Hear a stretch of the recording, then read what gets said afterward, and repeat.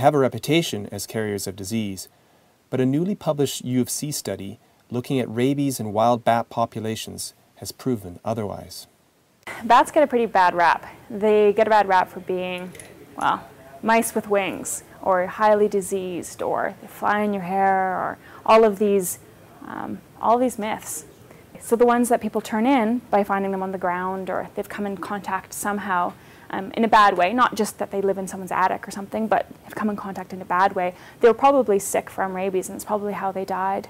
And it's hard to get a background rabies rate in the wild because bats are really hard to catch. They're hard to find, hard to catch, and testing for rabies is destructive, so you have to kill the animal.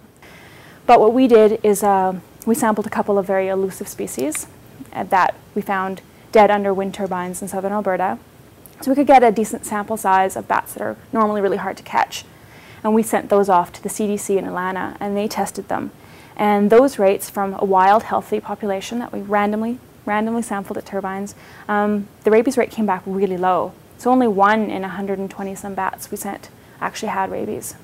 So it kind of just confirms what bat researchers have always known, that rabies is pretty rare in bats, a lot rarer than people tend to think. With that said, now people can actually appreciate bats and enjoy the ecosystem services that they provide, like taking care of insects that are pests or pesky, and focus a little less on, the stigma that they're just diseased vermin.